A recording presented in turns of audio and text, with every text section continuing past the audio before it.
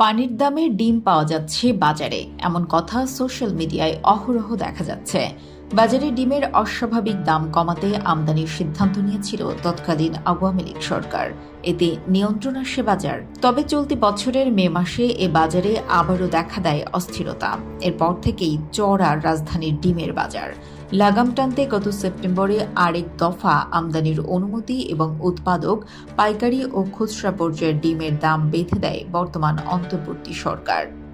এতে যেন আরও জুড়েছে ডিমের বাজার।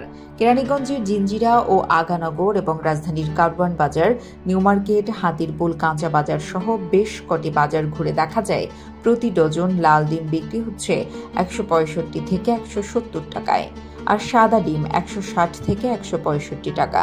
তবে এলাকার দোকানগুলোতে এ দাম পৌঁছেছে যথাক্রমে 180 টাকা থেকে 170 টাকায়, অর্থাৎ প্রতি পিস ডিমের দাম পড়ছে 15 টাকা পর্যন্ত।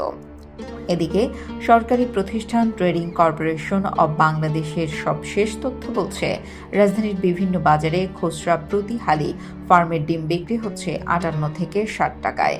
এক সপ্তাহ আগে ছিল 53 থেকে 55 টাকা, আর এক মাস আগে দাম ছিল 52 থেকে 54 টাকা হালি।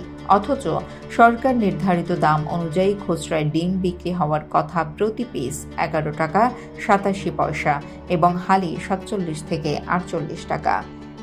ডিমের দামের এ উত্তাপে দিশেহারা নিম্ন মধ্যবিত্ত ও শিক্ষার্থীরা। ডিমের এই বাড়তি দাম নিয়ে সোশ্যাল মিডিয়াতে চলছে আলোচনা সমালোচনা। কেউ কেউ বলছেন ডিম খাওয়াই বাদ দিয়ে দিবেন, আবার কেউ বা করছেন রসিকতা, বলছেন এক পিস ডিম আর এক বোতল পানির দাম এখন সমান। ডিম নিয়ে বড় খামারি ও রাজধানীর তেজগাঁওয়ের পাইকারি ব্যবসায়ীদের দায়ী করছেন ক্ষুদ্র খামারিরা। তারা বলছেন, মুরগির খাবার ও বাচ্চার দাম নিয়ন্ত্রণ করতে না পারলে ডিমের দামও নিয়ন্ত্রণ করা সম্ভব নয়। সম্প্রতি সরকার ডিমের দাম নির্ধারণ করার সময় ক্ষুদ্র খামারিদের দূরে রাখা হয়েছিল। এ সুযোগে দাম বাড়াচ্ছে কর্পোরেট গ্রুপগুলো।